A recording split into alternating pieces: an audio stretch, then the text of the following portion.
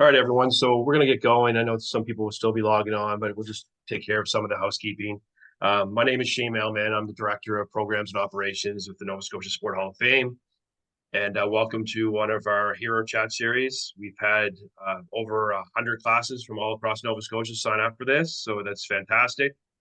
And we have a great guest today leading up to the Summer Olympics in Paris, France. Just a couple housekeeping items. Everyone's doing a great job of just keeping your mic off. Feel free to leave the camera on if you want, and then maybe at the end we can all turn our mics on and thank our special guests. We are recording this session, so we can share it with all of you afterwards, and then anyone that signed up that wasn't able to make the time. There's a speaker view up in the corner. That's the best way to view the Hero Chats. Just put it on speaker, and then you'll only see the people that are talking. And that's pretty well it. I'm going to pass it off to Bruce Rainnie, Olympic broadcaster, and he's the president and CEO of the Nova Scotia Sport Hall of Fame. So I'll pass it off to you, Bruce, and let's get it going. All right, Shane, here we go, guys. This is going to be a really, really good day here. We're very excited about this. And it's 79 days away from the Summer Olympics in Paris, believe it or not, 79 days away. And for this young woman to take the time to join us and make the time to join us shows you just how much she loves Nova Scotia and how much she loves giving back. So I want to welcome Sarah Mitton. And Sarah, why don't we start? Why don't you tell everybody on the call right now where you are right now and where you are in terms of training heading up to Paris and the Summer Olympics? Awesome. Yeah. Thank you, guys. I'm so excited to be here. I can't believe how many people I get to talk to all at once. I'm so excited just to be able to do this. Right now, I'm actually fortunately at home in Toronto for me right now. I've got another week of training here before I head off for some more competitions in Europe.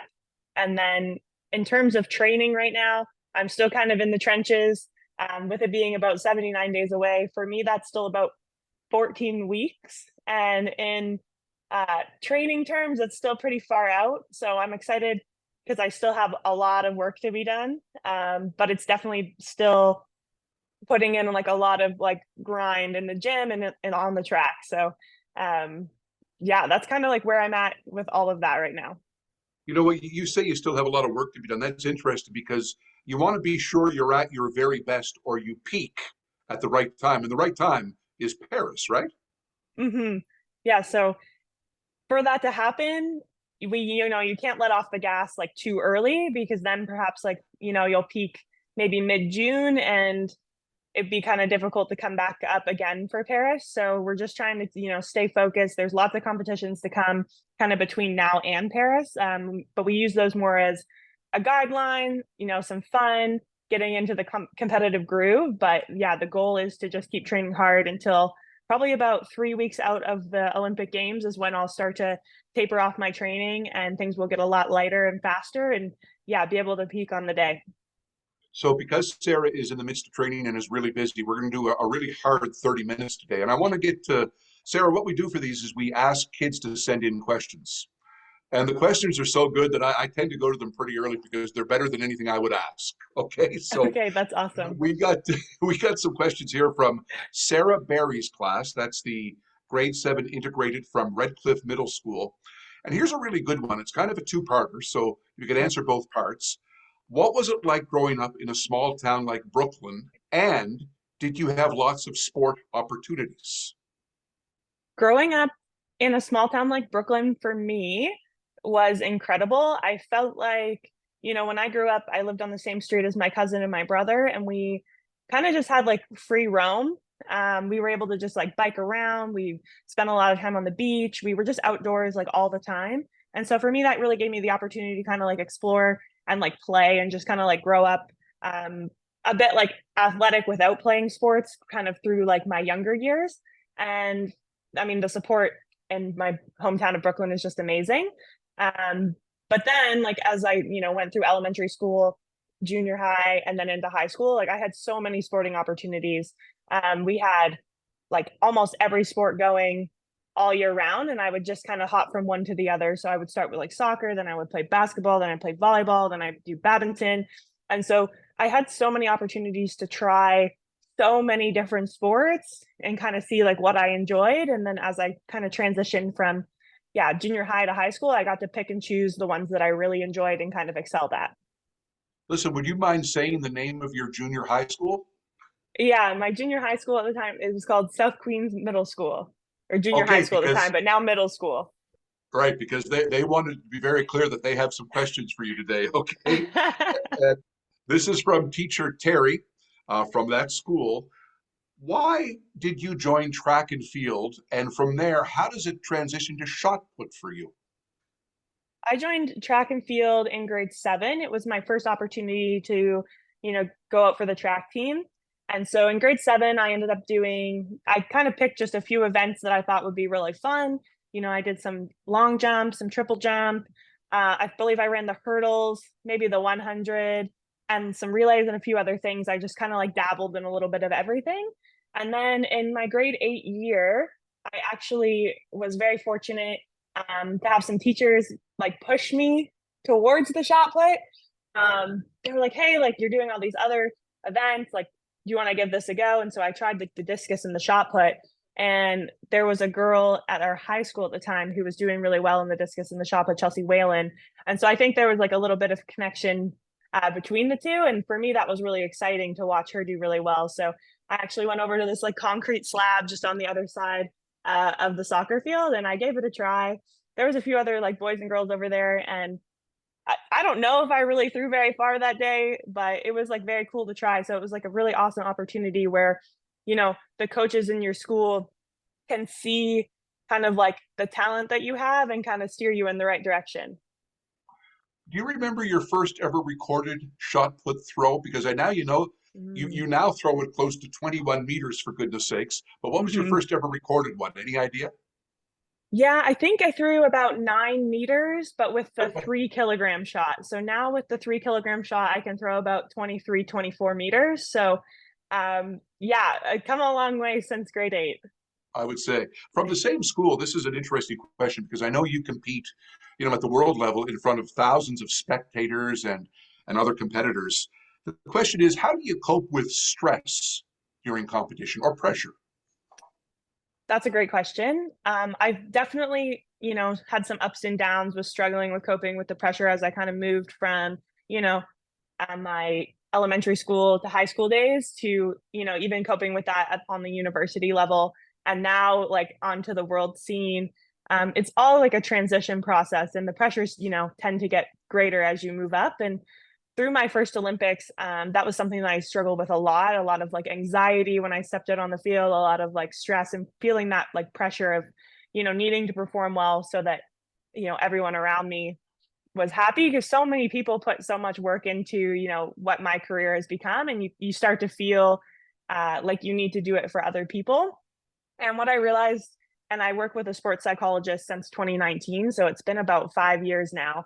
And we've worked on some tips and tricks to kind of go back to like my roots a little bit and try to have a lot more fun when competing. Because the one thing I've learned is when you do it, like when I throw the shot put and I enjoy doing it, the shot tends to go further. And so the opposite is true. When I go out there and I'm very stressed and I think that I have to do it, I tend to tense up and it doesn't go as well for me. So I've really just focused on being able to go out there and have some fun. And, the trust in that has come with, seeing the results when I go out and just have fun and the shot goes far. I can then trust in that a little bit more. You know what? I think when this is over, I would encourage all the kids to go watch on YouTube you at the World Indoor Championships where you won the gold medal. It really looked like, I'm sure there was pressure and the like, but that was one event where you can actually see you're enjoying the moment, aren't you? Yeah, the World Indoor Champs was a really neat experience. Like, I started out quite well, but not anywhere where I would have liked to have been in terms of throwing distance. But I just felt this really fun, relaxed confidence, and so I think that allowed me to kind of like accept where I was in the moment and be able to just like focus on what I needed to do. And even in the first round, like one of the German girls threw extremely far, and I was able to just kind of like look at that and see it as an opportunity and a challenge, as opposed to like taking a step back and being nervous. So that was just a really fun competition for me. And I'm hoping to be able to kind of bring that same energy and mindset into Paris. Yeah, so here's a question from the Whitney Peer Memorial Middle School. This from Sarah Ann Grattan McLeod's class. You mentioned the Olympics. You've been to one already. How excited are you to go to your second Olympics in Paris? I'm really excited. Headed into my first Olympics, it was like the excitement was like the new.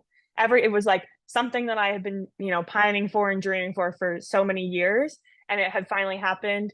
My first COVID was during like the pandemic, so it was a little bit different of an experience in terms of like the lead up. There was quarantines, there was lots of regulations, but overall, like the experience was extremely positive during that. However, now I feel like I get to have a true full Olympic experience, and I know, mindset wise, body wise, I'm in a lot better of a position to go out there and, like I said, just have fun and compete. Whereas in 2021, I thought I was in that space, and looking back 3 years, it's crazy to think like the difference between those two moments. But I'm just really excited to have another opportunity.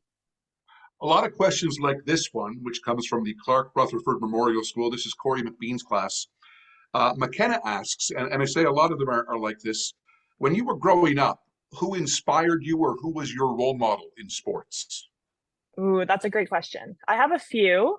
And so some of them, like one of them, I remember watching the 2016 Olympics from my living room with two of my friends. And I watched the women's shot put actually. And there's this kind of legacy woman in the women's shot put named Valerie Adams. She stands about 6'6", this huge presence. She's from New Zealand, and she has won countless Olympic medals, world championship medals, and her like fierceness in the circle is something that I always like aspired to have. And so she was definitely my like in sport specific role model growing up. And then for me, like on a smaller scale, like Chelsea Whalen like really inspired me to push through and push further and be able to take my career from, like a high school level to the university level, which then transitioned into, me being able to do this on more of a professional level. So it was really neat to have someone at my school doing the same thing and kind of like showing me that it was possible. And I think that that was really something that I needed and something that I hold really close to my heart. Here's a question from the grade 7 class at Redcliffe Middle School. Okay, and this is a good one too. I think it's from Mike Legier's class. When you were a kid, were you always strong? And I like that question because you obviously had to be very strong to throw a really heavy shot put 21 meters, right? So were you always pretty strong as a kid? I wouldn't say so. um, when I look back at some pictures of me in middle school, I was a lot smaller than I am now, and I don't think I could lift a quarter of what I do anywhere close to now. But it is something that takes a lot of time to build, and even headed in through my high school and college days, my strength levels were nowhere near what it needed to be to become like a world-class shot putter. And that's something that when I graduated university, we highlighted as, extremely important as I moved on to this phase of my career. But it's not something that I was born with. It's definitely something that I've had to work on and build. And I still continue to work on and build because a lot of the women shot putters are still much stronger than me. And I take that as just an opportunity to see that I can get stronger and throw further. Great answer. Here's a question from Miss Britton's 5-6 class at the East Richmond Education Center in St. Peter's, Cape Breton. Let's pin this down here. What is your farthest ever shot put? What's the exact number? My furthest ever shot put is 20.72, I think, in training though, not in competition. Yeah, I remember meeting you about 3 years ago, and your best at that time, I might get this wrong, but it was around 18. And so for you in like 3 years to add 2.5 to 3 meters is pretty remarkable. What's been the key to this resurgence, or actually more of a surgence for you at age 27 or so? Yeah, I think when we first met, I was still very new to my technique. For many years, I grew up doing the glide technique, which is a bit um, more of an older school technique now for the higher level shot putters. It's a really great starting block, but it's much less, you need a lot more power and force just in like one punch. Whereas now I do like a rotational technique where I can spend two full rotations creating this like big ball of energy that just kind of flings the shot put. And I think it took a few years to even get that to the point where I could throw 18 meters. And then on the same vein is I was able to, yeah, create this really fun training group after the Tokyo Olympics. And now I have these training partners who are just, we have so much fun in training, and it's really created this really fun, carefree training group where we just like motivate each other and we use each other on like every aspect to push each other further. Yeah, fun is an important aspect. I love that you're drilling that home here. There's been a lot of questions like this one. How heavy? I know this is pretty basic, but a lot of kids want to know how heavy Mhm. is the shot that you throw? The shot that I throw is 4 kilograms, and that's about 8.8 pounds. Um, I would think if you go to the grocery store and you pick up a watermelon, it's not the same size, but I would say that's probably close to the same weight. And what is the feeling like when you release that and you know that you've just nailed it? How does that feel when you know this thing's going to go a long way? Yeah, that's like a really cool part of the shot put is so, I do these two spins and I can feel the speed and energy building up. And when you release it, it's really neat because you can feel all of that chaos go into this really small ball. And all of a sudden, you almost just stop. It's this cool physics equation, of course, but like you almost stop and then the ball just takes off and it just feels effortless. Like, that you've done everything you could when you can just like, whoop, and then you just stand there in the circle. And it's really cool because the further you throw, you get to just stop and watch the shot put fly, which is really neat. So it's just this really effortless feeling. Yeah, I thought so. The a lot of kids, and I'll name drop Cole Bear here. He'd love to know what workouts do you do to get stronger? Yeah, so I train in the gym about 5 days a week, anywhere between an hour and a half to 2.5 hours. So I do a lot of bench press. Bench press is definitely one of my main lifts. It's pretty much the exact motion of throwing a shot put. So the stronger bench I have, it's most likely the further I'm going to throw the shot. So I do a lot of bench press, a lot of squats, cleans, snatches, and then I do actually like a lot of like jumping. So it might seem a little counterintuitive because I throw the shot put, I'm not a jumper, but that really helps create that like quick pop that I need to be able to have in the circle. So that's kind of like my main focus when I'm in the gym. What is your best ever bench press? Actually, is another question from one of the kids here. So Ooh, they were on top of this. they're on it. They want to know. My best ever bench press is 125 kilograms, which is about 280, I believe. Yeah, that's a good one. Yeah, so I'm Yeah. really aiming for that 300-pound bench press this year, but Wow. we'll have to see. Here's a good one from Mrs. O'Grady's class at the Hilden Elementary School. What advice would you give to someone who wants to pursue a career in athletics? Oh, that's amazing. So the best advice I can give you for someone who wants to pursue a career in athletics would be obviously go out for your track and field team. Then on top of that, I would say join a club. There's lots of local track and field clubs around the province, and then you can kind of continue to train all year round, kind of through the summer as well. And that's the part I think with track and field, I think it's really important that the consistency of your training. But in saying that, like, please continue to like do other sports. I think that oftentimes people think in order to become like the best in the world at something that you need to just completely divert your focus entirely to one sport.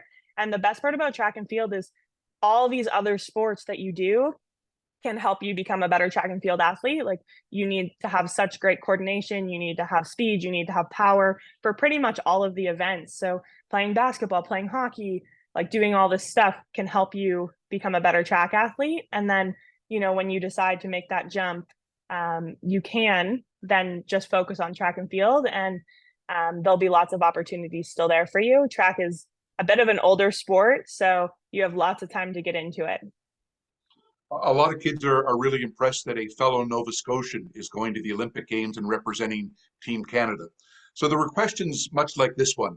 What does it mean to you to be a Nova Scotian wearing the Team Canada colors at an Olympic Games? I love that because everyone always just asks me how it feels to represent Team Canada. And of course I love wearing like the red, but I started out wearing the blue uniform. And so most of my like childhood career, I was on Team Nova Scotia. And at a certain point, I had to stop wearing that one because I graduated to the bigger kit, and I like had so much pride, and I give so much of my career to those opportunities that I had. And I'm just so grateful to be able to put Nova Scotia on the map and show the kids of Nova Scotia and just the people of Nova Scotia that even though we're a small province, that there's so much opportunity and that we are like mighty. How important has education been to you in your journey? Extremely. I remember when I graduated high school and headed to university, there's kids that I know and people that I know who have put their university degree on hold to pursue track and field.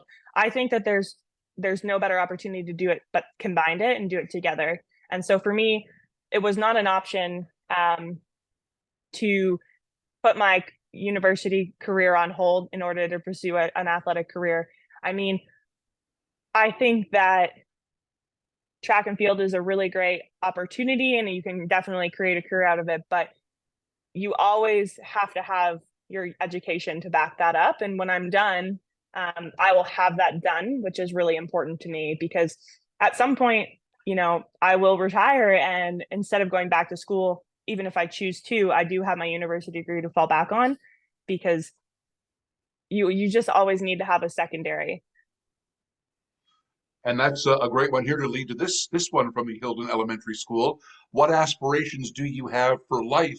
Now, they say after your professional athletic career, it's interesting. Do you call yourself a pro athlete or an amateur athlete? I intermix the two. Depends on who I'm talking to. Yeah. When I'm at the Diamond League circuit, I think I consider myself a pro athlete. Like we're on our professional circuit. However, track and field is actually an amateur sport. Why we're obviously allowed to compete at the Olympic Games. But I mean, I do this as a full-time job, so I think I would consider myself a pro athlete. But when I talk about the NFL and the NHLers, probably an amateur athlete in respect to them in terms of just like sporting opportunities. Yeah, and the question was, after your pro or amateur career, whatever you want to call it, what are your major aspirations? That's a great question. I feel like it shifts a lot. I have this deep passion for the ocean and becoming a marine biologist. And so when I first went to school, I started in a health and biomedical stream thinking that maybe I wanted to work in the healthcare field. And I had an opportunity to take an ecology class. And so, I grew up next to the ocean. I spent lots of times at the beach. My dad taught me how to scuba dive. And all of a sudden I was like, wow, you can actually work in this. Like I never knew how to become a marine biologist. And so I completely switched routes and started taking classes that focused around animals and conservation and insects and fish.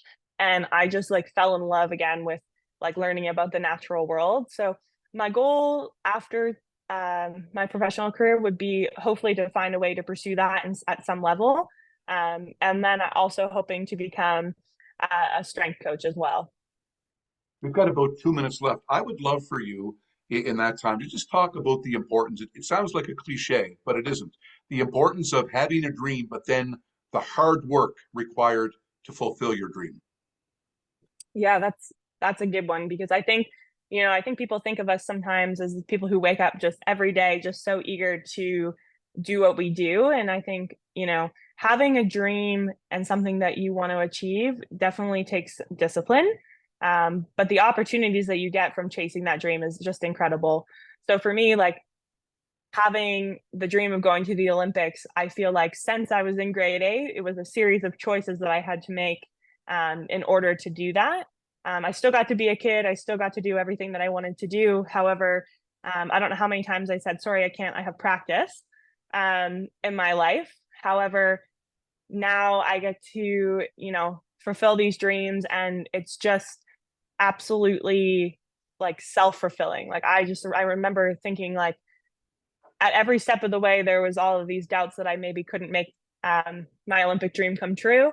And now thinking back and being able to have overcome so many different obstacles in the face of that and be able to be headed to my second games is incredible. It takes a lot of self-discipline, but the motivation aspect that if you have this dream and it's something you want to do, you'll be able to put in the work to be disciplined. And just a final one for you. You have traveled literally all over this planet for track and field and throwing the shot put. And you've been to some of the most beautiful places on the planet. All of that being said, what's it like when you touch home and head home to Liverpool or Brooklyn, Nova Scotia? What's that feeling like for you, especially after a long time away, coming home? Coming home, every time I've come home since I moved away in 2014, I think it gets like the pull of Nova Scotia gets stronger. I'm always so excited to come home that when I get home, I want to change my flight and never leave. But unfortunately, I have to. But yeah, flying all over the world is fantastic. But when I touch down in Halifax, I just feel like that at home. I feel safe. I feel comfortable, and I feel so excited to be able to come home and share like my experiences and come home and see my family and just head to Brooklyn and just be able to do all the things that I love to do. Well, listen, there's about, I'm going to say 2,000 to 2,500 kids watching you, and we will all be watching you in 80 days or so in Paris. And for you to do this for us in the lead up to the Olympics, I know how busy you are. We appreciate it so much, and your message to the kids was spectacular. Why don't you stay on for a second? Because Shane always lets the kids wave to you, and you can wave back. But on behalf of the Nova Scotia Sport Hall of Fame, this was awesome, and thank you very much, and best of luck, okay? Thank you so much. I'm so grateful to be able to share with all of you. Okay, So back to you, Shane. for sure. And I echo what Bruce is saying. Thank you so much for taking the time to do this. We can't wait to watch you in the Olympics and wish you all the luck in the world. Again, thanks, Bruce, for doing what you do. You do it so well, and I'm sure the teachers and the kids appreciate it. Thanks for the teachers for signing up. Just to think that the messages that they're going to hear and the stories from Sarah were important enough to share with their children or the students. And again, thanks for the kids for listening. So yeah, we like to do this every time. So if you want to unmute your microphones, and thanks, Sarah, for the time she put in, and wish her luck at the Olympics. We can do that now. Oh, yeah. We take one screen. Thank you. thank you. I keep saying thank you. 1, 2, 3, go up. Push her out. 1, 2, 3. I get it. I'm good. There. You guys. Up, guys. You guys right here. Are you talking? So, Quiet. All right. Thank you so much, Sarah, and we'll be Thank watching. you. Good luck. Always a pleasure. Muted us. See you, everybody. Thanks for tuning in.